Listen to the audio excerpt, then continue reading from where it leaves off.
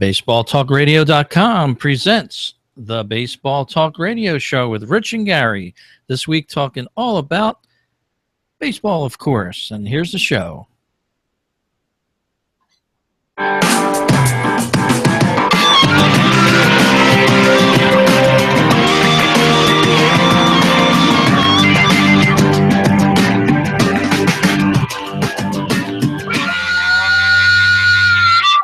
And welcome to the third edition of the Baseball Talk Radio Show. It's brought to you by BaseballTalkRadio.com, the home for great baseball talk shows. Over 30 of the most inspiring baseball talk shows you could want to listen to on the internet. So stop on by BaseballTalkRadio.com. And good evening, Mr. Gary Mack. Good evening, Mr. Baxter. How are you today? Good, and welcome back from your baseball vacation. Yes, it was a great thrill. We did a little bit more than that, but it really was a lot of fun and a needed week off from work. You know how it goes, Rich. You need that time away. And caught a couple of games in the New York Penn League. Went upstate to Dutchess Stadium in Wappingers Falls, New York, and caught the New York Penn League All-Star game and got there a little late. I was hoping to get there earlier to get some interviews, but we stopped by to visit some family members, and, well, you know, they got little kids, and the kids were so darn cute and everything that we got there a little bit later than we wanted to, but still had a great time until the rains came. And washed us away. They did manage to start up the game again after a 20-minute delay or so, but a lot of lightning in the area, and we just decided it's a very nice stadium up there, but it's, as a lot of these minor league parks are, it is wide open. So there's not a lot of hiding places, and with a packed house, there was not a lot of places to stand. And you know, with me and my bad knees and stuff, I got to sit down somewhere after a while, and so we decided to come home. But good game. Boston Cyclones pitcher Harold Gonzalez got the win, and the South Division won 9-5. And then on Friday we went into the camp of the enemy of the Brooklyn Cyclones. We went to Staten Island to catch the Staten Island Yankees and the Brooklyn Cyclones, and it was a reunion thing that my wife's college had, and we actually went to a suite. And pardon the pun, but it was sweet, Rich. Very nice. Nothing like a suite with the goodies, the little snacks that they offer there. Probably your own restroom, probably. Yeah, very nice. Well, they had a buffet that was offered that we got with the tickets, and that was very nice. And they had all the water and soda and things. Now the bathrooms were across the hall. But it was just for that level, or that side of that level, and they had the same setup on the other side. So it wasn't bad. Didn't get crowded at all. But little refrigerant in the suite. It's a small suite. It's a minor league deal, but they kept that stocked with beer, so we were happy campers. And I happened to get there early, and I had called ahead to get a press pass, and got one. Very nice. I see it there in the background amongst the collection of press passes. And I was able to interview the Cyclones manager just very quickly for about 4 minutes or so, because they were working out and he was instructing guys. But he came by for our annual chat, and that'll be on next week's edition of Cyclones Fevercast. He's been there 3 years, and we've talked at least once every year. So he said I was waiting when we were going to talk. So I said, here I am. Let's have our little chat. So it was quick, but fun. And really, it was pretty neat being in the ballpark when there was nobody there except the concession guys, setting up and everything. And It was strange, but it was really pretty neat too, to be one of the only, very few people there. So we did some other things too, and really had a lot of fun. And but now it's back to work. Yes, indeed. Back to work, back to the podcast. And yeah, every time we take a week off, it seems to me like a month, because we have so much events happening around the world of baseball. You hear a news story here or there, you put it back in your memory bank to bring up during the show. But yeah, it's awesome that you had a great time on your trip. You did a little work with the press, with your press notes and interviews there, which again you can listen to right at baseballtalkradio.com. Gary's show on the New York Penn League, again with the Brooklyn Cyclones. So tune into it, check it out, see what some of the comments were at the ballpark, and it's probably a great time. It's always a great time going to a ballpark, Rich. Yep, and even you're covering it for your blog and your podcast, so it's even probably twice as much fun on that end.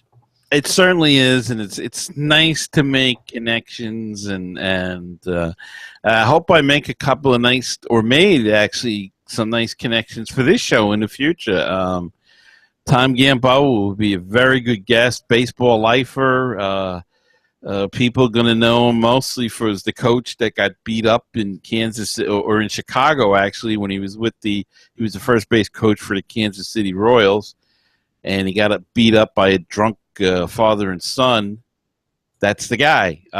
They may also know him from the movie Moneyball, where he played in the flashback scene. He is one of the scouts that's talking to Billy Beane and his parents about signing with the Mets at that point. That one of those scouts is Tom Gamboa. And, of course, now the last 3 years, he's been the manager of the Brooklyn Cyclones, and this is his final year. He says he is retiring. So I certainly will miss him next year. Very nice man. But we have a connection to him, so we'll have to get him on an episode of this show and talk some baseball in general with him. Yeah, it sounds great. Sounds like it'd be a great guest to have on the show. And, with the month of August rolling to a close here almost, a lot of teams looking on in the MLB to add that last player to their run before they make their run for the playoffs. Just the last couple days, a couple teams made some moves. The Marlins acquired Jeff Francoeur, and we remember him as both a Met and a Philly. Yeah. And, of course, with the Atlanta Braves, he's always in the mix to do some damage when you least expect it when he's on the other team. Yeah, Rich, he came up. He was really going to be the next superstar in Atlanta. If you remember that rookie year he had, he was phenomenal. I mean, hit 300, I think, had 20-plus home runs, and they really thought he was going to be the next big star, and then just went right down the toilet, and has knocked around for a number of years, as you said. Played for the Mets for 3/4 of a season, got traded at the deadline, was having a good year. And he's also played with the Phillies, and he's played AAA ball, and a nice guy, by the way, as well. One thing I always said about him, he never burnt the bridge behind him, unlike some of the players we know that have gotten traded and have said some nasty things. He always thanked the previous organization and everything, and always, and that's why I think part of the reason that he's still floating around baseball, because he's a good guy, and sometimes that goes a long way. Yes, it does. Good word to the wise out there. You could use that in regular life as well, not even just baseball. Yeah, that's a good point, Rich. So the Dodgers also acquired Carlos Ruiz from the Phillies. A lot of people speculated that Carlos may not remain with the Phillies for the rest of the year. And, yeah, just as a surprise, the other evening it was announced around 5 p.m., much to the chagrin of local Phillies fans, that he will move out to L.A. and join Chase Utley, former Phillies player and MVP, out there for the Dodger run for the playoffs. So only one piece remaining on the Phillies team from the championship years now, championship year that is, in 2008. Mr. Ryan Howard, the last man standing from the '08 World Series champs team. And, Rich, as you said, the coming back to the Phillies was A.J. Ellis from the Dodgers. And a lot of people are sad about that in L.A., including one Mr. Clayton Kershaw, who was practically became his personal catcher and really has had some of his best ERA and best best work under with A.J. Ellis as his catcher. So interesting there. Apparently with tears in the dugout when they all found out. So sad on both coasts, I guess you'd say, about that trade. But it's a good deal for the Phillies and for the Dodgers. The Dodgers need a veteran presence to back up. I can never pronounce the guy's name, so I'm not even going to try. But the Phillies, I guess they just get another veteran to work with their young pitchers. Yeah, the A.J. Ellis, I didn't know much about him, but he is 35 years old. He carries an under 200 batting average so far this year. So the Phillies didn't get too much for him, but as you said, Carlos Ruiz playing a backup role, although it is speculated that he may be tabbed next year by the Dodgers in that for a $4.5 million club option in 2017. And that's a bargain. That's a drop in the bucket. They pay guys that are worth a lot less that kind of money, and to pay Carlos Ruiz that is really a bargain. Yeah, it certainly is, and he'll be good. He's been having a pretty decent year, and still got a good bat now and then. So that's why they made the trade, I'm sure. Yes, indeed. Well, looking around the league, one of the hottest teams in baseball, somebody pointed this out to me the other day. They were on a 9-game winning streak at the time. Kansas City Royals have really changed it around. They're 9-1 in their last 10. They're winning tonight again as we're doing the podcast here on August 26th, 2016. They've rallied themselves to only 6.5 games back in the AL Central. And let's see, the wild card right now, they're only 4 games back. The Kansas City Royals really making a statement here at the end of August. Could be too little too late, though, Rich. I mean, they've got a lot of people they got to climb over for that wild card, including the Red Sox, and/or Toronto, whoever takes that there. And Baltimore, another good team, and Detroit, Seattle, and Houston before they even get to them. So it's a tough row they got to hoe, but I mean, you never know. They are the defending champions, and like you say, at least they're making that big push towards the end of the season. Yeah, and as you were talking about with the American League East, Boston and Toronto now back up on top in a dead heat, pushed Baltimore down to 1 game back. It's amazing how that division has changed around a little bit just in the past couple weeks since we did our last show. That's still anybody's division there in the American League East. Yeah, and that's going to be an interesting race because all 3 teams, and because it's in their division, I'm sure they have games left. I haven't looked at the schedule, but I'm sure they have games left with one another. So they're going to be knocking heads with one another, and it'll be interesting because that allows the Yankees and Tampa Bay to become the kingmakers or the spoilers, depending upon how you look at it.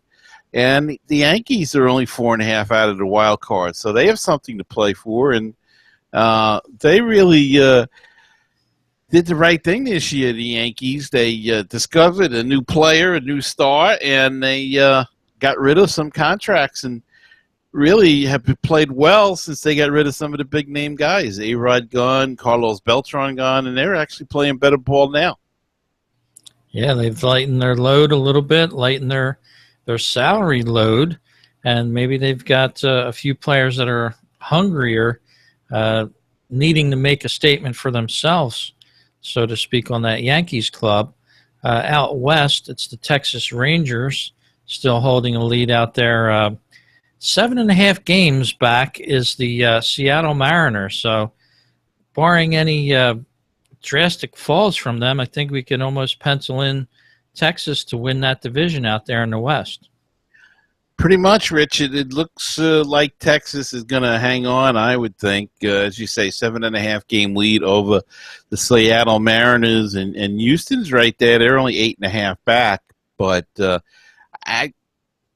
they got a pretty good pitching staff now. Texas, Darvish is back with Dervish. Hamill is having a pretty decent year, so they've got something that they haven't had in the past, and that's some good solid starting pitches, more solid starting pitches. And don't forget, Hamels is a good guy to have because he's been through this before. So it's not like they're having young guys that are good pitchers that have no experience. He's got a lot of experience in the playoffs.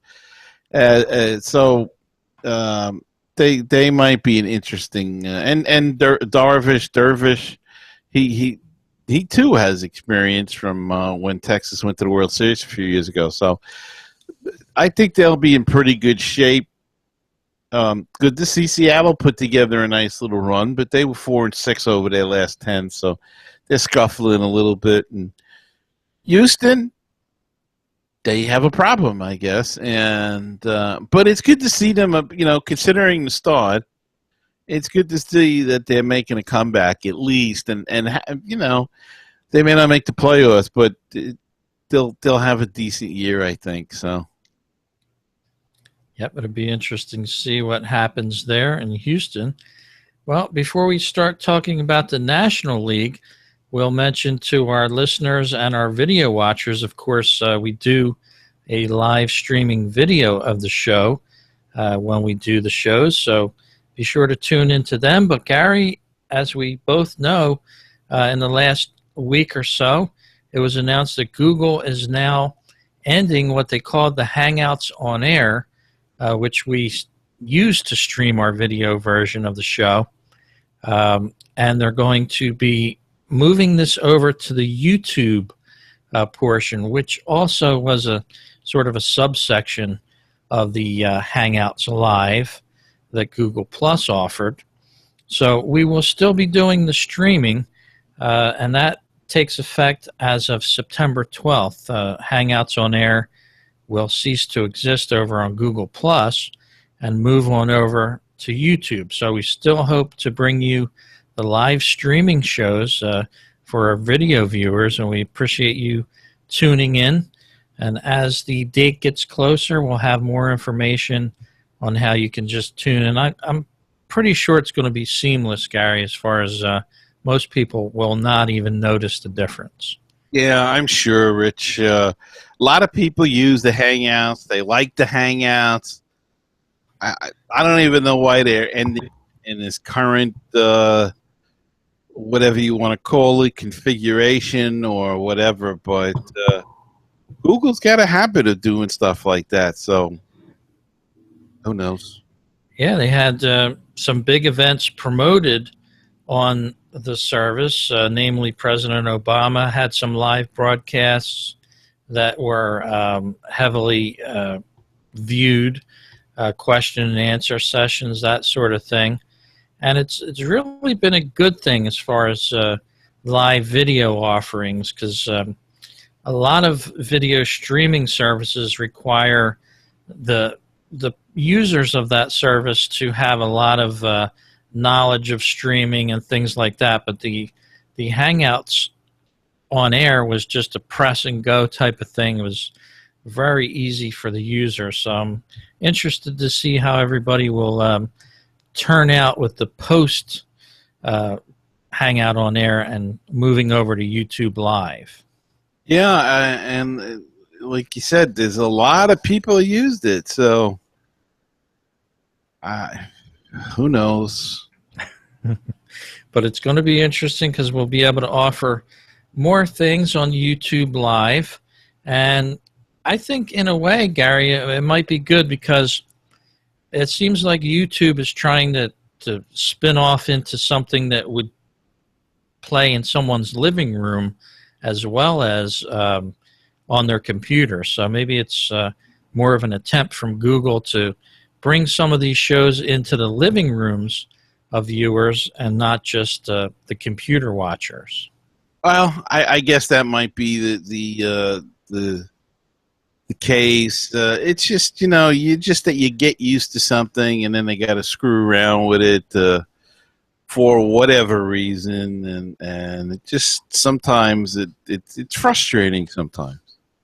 Yes, it is. And we want to thank a couple of our viewers that sent a few comments in. Of course, you can send your video comments in right on our page at Google+, or you can email them in right to us at our email address. Mine is rich@baseballtalkradio.com, and you can reach Gary at baseballtalkradio.com if you have a comment or maybe a subject you want us to bring up on an upcoming program, or maybe you're out there and you would like to be a guest on our show. Just send us an email. We can set something up with you and get you live here on the show talking baseball with us. Yeah, sounds like a great idea, Rich.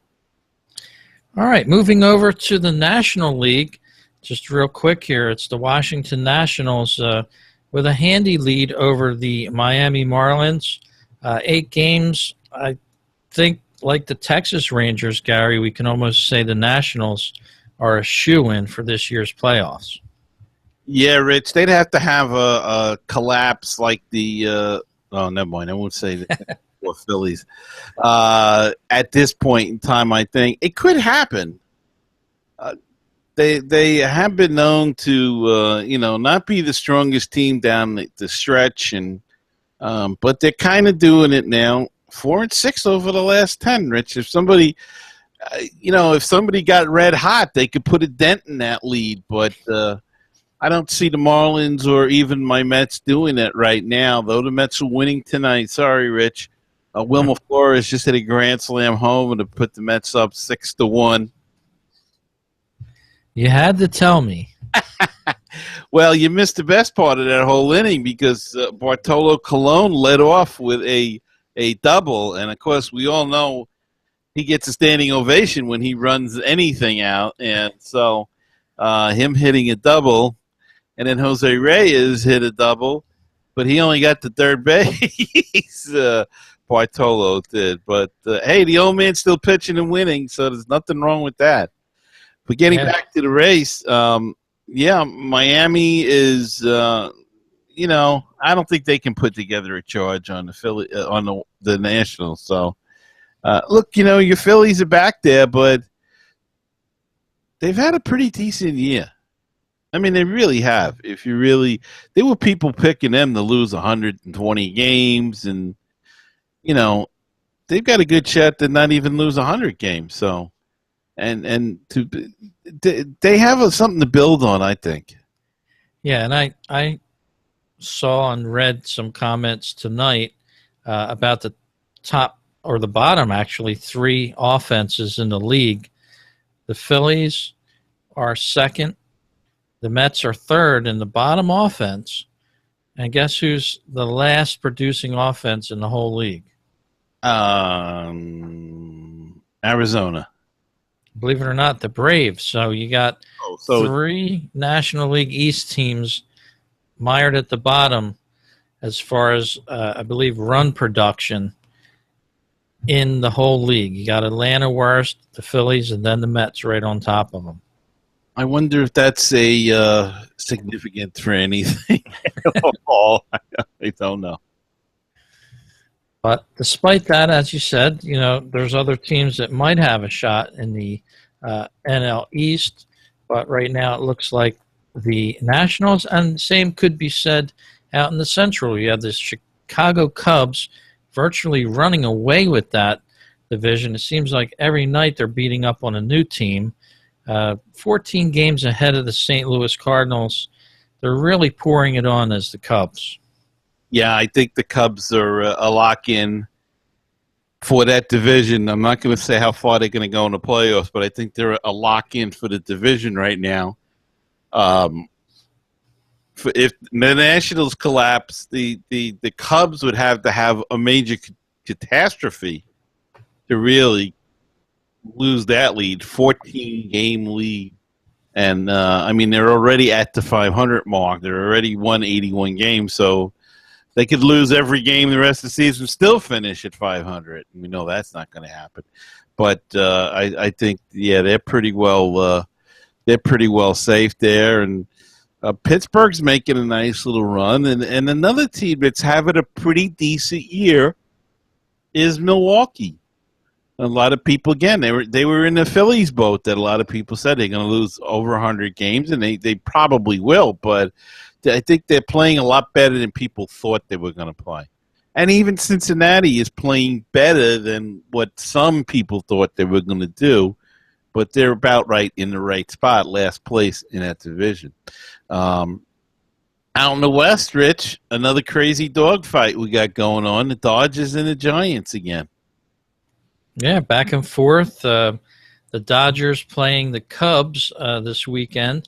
So that's going to be a series to watch if you're a big baseball fan. And while I'm on that subject, I wanted to let our listeners know that you can go on MLB.tv and sign up this weekend for only $9.99 for the rest of the season. You can watch all the out-of-market games on your computer. And I know I missed that announcement on our previous show. I believe with a couple months left, it was like $15 or so. But for their anniversary of, I believe, 14 years they've been streaming, they're offering a $9.99 rest of the season, and that includes the playoffs as well. And it also includes, like, after the season, you can DVR some of these games. Say in November, you want to go back and watch a game from April or watch the whole season of your team. You've got all the games right there on a DVR type of setup. You can watch any game going through the winter season that you want. So check it out, $9.99. You can sign up for the rest of the MLB.tv season out there and check out some of these games. That's a good deal, especially with the way the pennant races are on the West Coast and on the East Coast in the American League. So that's a good deal to check in on. Yes, indeed. Well, we don't want to overextend our stay here for our first podcast back. Gary's vacation is over, but he's back ready for more fun. We're watching all the games, checking them out, picking out some special stories and lining up some guests that we know you would like to hear from. So within the next couple shows, I'm sure we're going to have some of those guests on and talk a whole lot more baseball. But I wanted to welcome Gary back from vacation, back to the show, and it's great to be back. It is great to be back, Rich, and great to see you again, as always. Yep, so tune in to baseballtalkradio.com. You can hear this show and, of course, the whole lineup of programs. We'll talk to you again next week on Baseball Talk Radio Show, the new podcast here with Rich and Gary. Talk to you then, everyone.